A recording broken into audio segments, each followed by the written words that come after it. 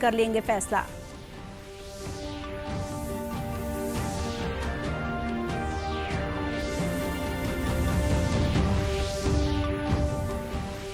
उत्तर प्रदेश में दूसरे और गोवा तथा उत्तराखंड में एक ही चरण में विधानसभा चुनावों के लिए आज मतदान हुआ संपन्न।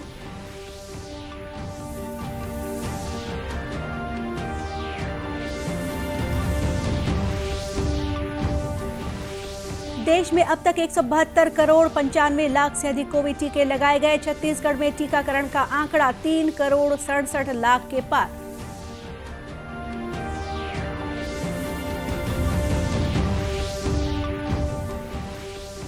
और हर घर तक शुद्ध जल की उपलब्धता के लिए शुरू की गई राष्ट्रीय जल जीवन मिशन महासमुंद जिले में धरातल पर आने लगी है नजर।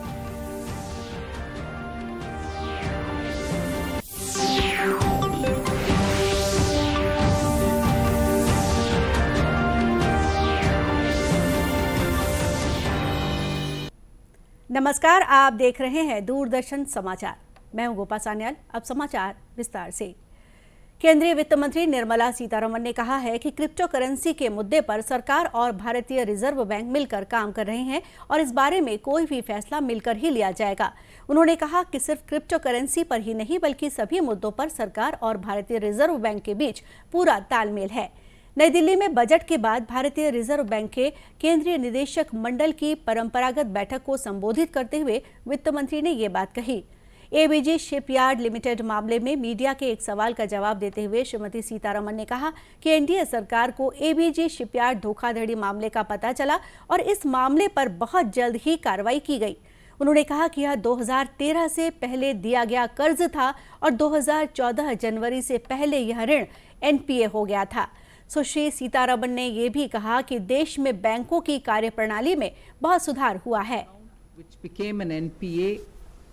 Before 2014 January.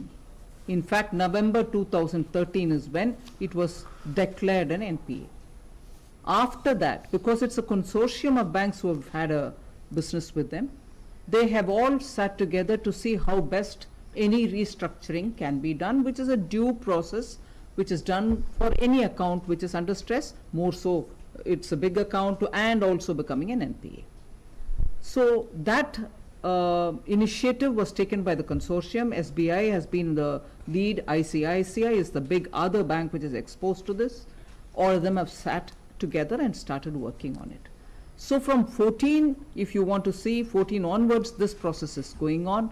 However, overall, not just for this account, in general, for any account and its, let us say, details, and the element of fraud or any element of any kind of major letting down of banks almost takes 52 to 54 months to be, fully with all the intensive work that should happen. And therefore, when you're coming in this particular case with that kind of a measurement, actually I should say to the credit of the banks, they've taken lesser than what is normally an average time to detect these kind of frauds. Now then a forensic audit was done and some Ernst & Young or some group had gone into the details. Everything else was collected and handed over to the CBI, and in 2020 and in 2022 CBI had filed 2 cases. In the meanwhile, the whole thing has also gone to NCLT. भारतीय reserve bank के governor Shaktikanta Das ने कहा कि देश में मुद्रास्फीति काफी नियंत्रण में है और पिछले अक्टूबर से इसमें लगातार गिरावट का रुख है। आज उत्तर प्रदेश में दूसरे और गोवा तथा उत्तराखंड में एक ही चरण में विधानसभा चुनावों के लिए मतदान संपन्न हुआ। शाम 5 बजे तक मिले अनंतिम आंकड़ों के अनुसार उत्तर प्रदेश में करीब 60, गोवा में 75 और उत्तराखंड में 60% से अधिक मतदान होने की खबर है। देर रात तक अंतिम आंकड़े जारी होने की उम्मीद है। आज हुए उत्तर प्रदेश में दूसरे चरण के चुनाव में 55 विधानसभा सीटों के लिए 586, गोवा की 40 सीटों के लिए 301 और उत्तराखंड में 70 सीटों के लिए 632 उम्मीदवार चुनाव मैदान में हैं। उत्तर प्रदेश और गोवा में आज सुबह 7 बजे से मतदान शुरू हुआ, वहीं उत्तराखंड में सुबह 8 बजे से वोट डाले गए। तीनों राज्यों में शाम 6 बजे मतदान संपन्न हुआ। उत्तर प्रदेश में विधानसभा चुनाव के दूसरे चरण में आज जिन प्रमुख उम्मीदवारों का भाग्य ईवीएम में कैद हुआ, उनमें प्रमुख रूप से समाजवादी पार्टी के नेता आजम खान, पूर्व मंत्री धर्मपाल सिंह, मंत्री सुरेश खन्ना और बरेली की पूर्व महापौर सुप्रिया एरन शामिल हैं। वहीं निर्वाचन आयोग ने स्वतंत्र, निष्पक्ष और सुरक्षित मतदान के लिए सभी जरूरी इंतजाम किए थे। राष्ट्रव्यापी कोविड टीकाकरण अभियान के अंतर्गत अब तक 172 करोड़ 95 लाख से अधिक टीके लगाए जा चुके हैं। स्वास्थ्य मंत्रालय ने बताया है कि कल 11,66,000 से अधिक टीके लगाए गए। संक्रमण से ठीक होने की दर बढ़कर 97.68% है। पिछले 24 घंटों में 34,000 से अधिक नए मामलों की पुष्टि हुई, जबकि लगभग 92,000 से अधिक लोग स्वस्थ हुए हैं। अब तक देश में 75 करोड़ 18 लाख से अधिक नमूनों की कोविड जांच की जा चुकी है। कल 10,67,000 से अधिक नमूनों की जांच की गई। इधर राज्य में कल 17,124 नमूनों की जांच की गई, जिसमें से 579 व्यक्ति कोरोना संक्रमित पाए गए हैं। राज्य के 4 जिलों में कल कोरोना का कोई नया मामला सामने नहीं आया। प्रदेश में इस समय 7,909 सक्रिय मामले हैं। कल कोरोना से 5 लोगों की मृत्यु हुई। वहीं प्रदेश में अब तक कुल 3 करोड़ 67 लाख से अधिक कोविड टीके लगाए जा चुके हैं। 1 करोड़ 57 लाख से ज्यादा लोगों को टीके के दोनों डोज लगाए जा चुके हैं। वहीं 2 करोड़ से अधिक लोगों को कोरोना का पहला टीका लग चुका है। समाचारों का सिलसिला आगे भी जारी रखेंगे। फिलहाल लेते हैं एक छोटा सा ब्रेक।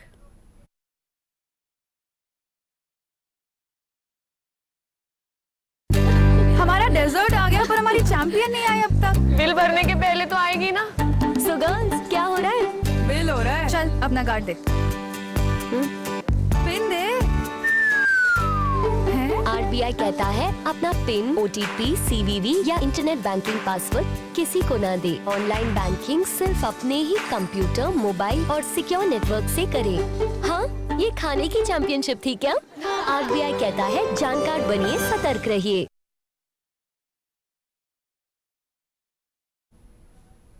ब्रेक के बाद एक बार फिर स्वागत है आपका दूरदर्शन समाचार में। राज्य के कृषि मंत्री रविंद्र चौबे ने कहा है कि छत्तीसगढ़ में पर्याप्त खाद की उपलब्धता के लिए केंद्र सरकार से राज्य के कोटे की खाद आवंटित करने की अपील की जा रही है।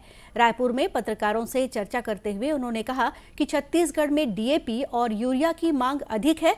राज्य सरकार वैकल्पिक तौर पर जैविक खाद के इस्तेमाल पर जोर दे रही है, लेकिन केंद्र सरकार से छत्तीसगढ़ के कोटे की खाद आवंटित करने का अनुरोध भी किया जा रहा है।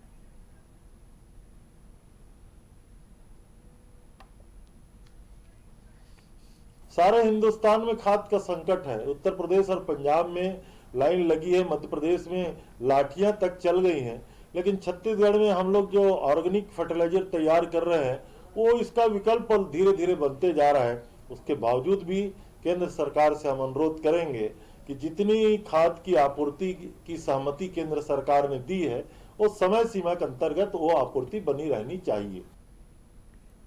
इस बीच प्रदेश में किसानों को उचित मूल्य पर उर्वरक की उपलब्धता सुनिश्चित करने के लिए कृषि और राजस्व विभाग की संयुक्त टीम द्वारा छापामार कार्रवाई की जा रही है। इसी कड़ी में अब तक बेमेतरा, राजनांदगांव, रायपुर, जांजगीर चांपा, गरियाबंद, दुर्ग, बलौदा बाजार, धमतरी और कबीरधाम जिले के 92 उर्वरक विक्रेताओं की दुकानों तथा बिक्री केंद्रों का औचक निरीक्षण किया गया।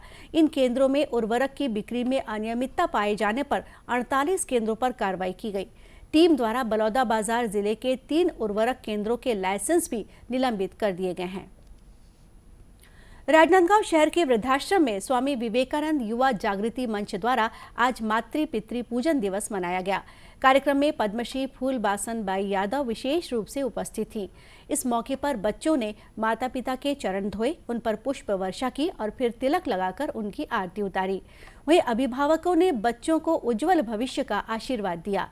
भारतीय संस्कृति को सहेजने और बच्चों में माता पिता के प्रति आदर सम्मान पैदा करने के उद्देश्य से इस कार्यक्रम का आयोजन किया गया। पद्मश्री फूलबासन बाई यादव ने कहा कि माता पिता की पूजा से बड़ी कोई दूसरी पूजा नहीं होती है। माँ बाप से बड़ी सेवा दुनिया में कोई सेवा नहीं है।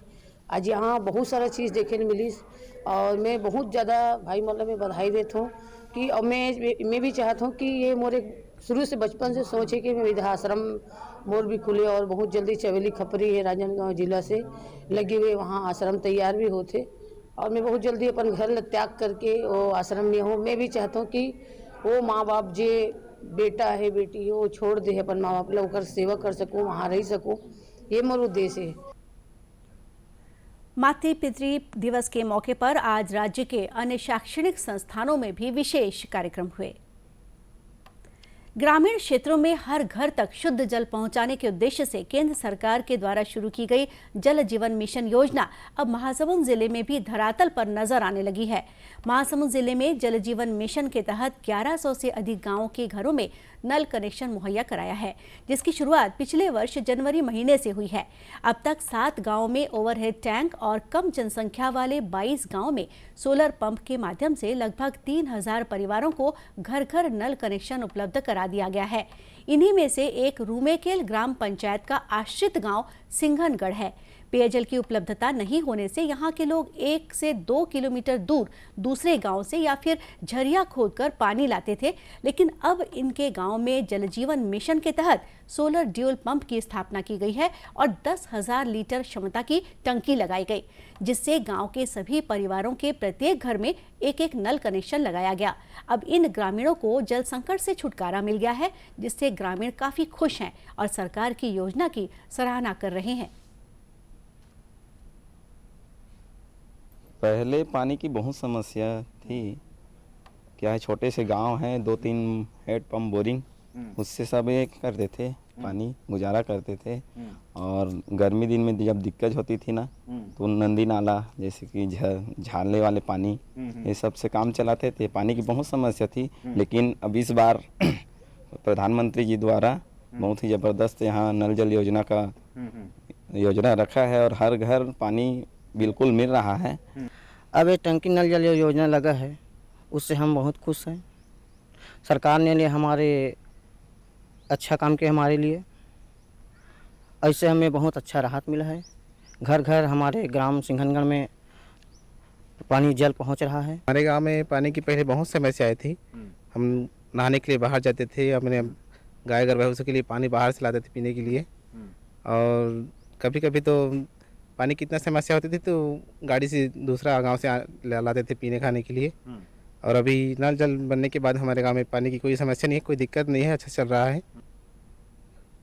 जल जीवन मिशन योजना के बारे में लोक स्वास्थ्य यांत्रिकी विभाग के कार्यपालन अभियंता एस.एस. धकाते ने कहा कि देश के ग्रामीण परिवारों को जल संकट से मुक्ति दिलाने और प्रत्येक ग्रामीण परिवार को नल कनेक्शन उपलब्ध कराकर 55 लीटर शुद्ध पेयजल उपलब्ध कराना ही इस योजना का मुख्य उद्देश्य है।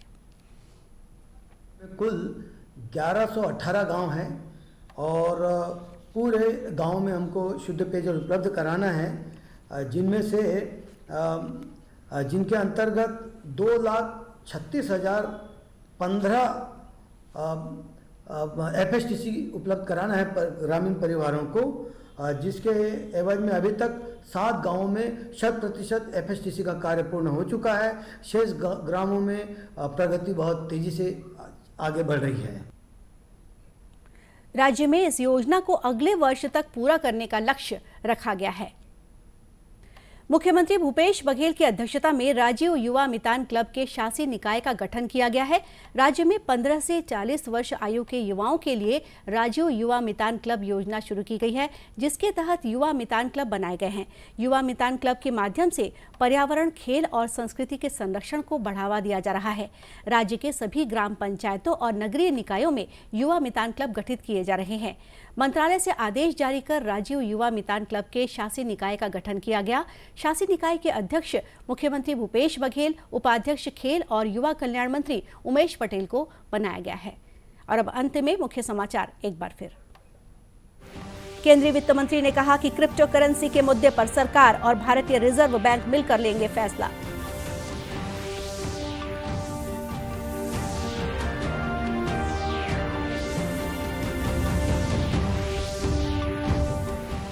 उत्तर प्रदेश में दूसरे और गोवा तथा उत्तराखंड में एक ही चरण में विधानसभा चुनावों के लिए आज मतदान हुआ संपन्न।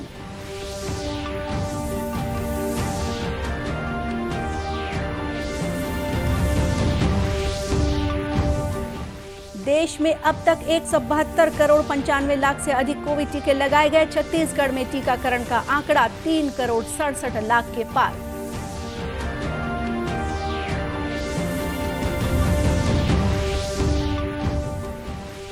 और हर घर तक शुद्ध जल की उपलब्धता के लिए शुरू की गई राष्ट्रीय जल जीवन मिशन महासमुंद जिले में धरातल पर आने लगी है नजर।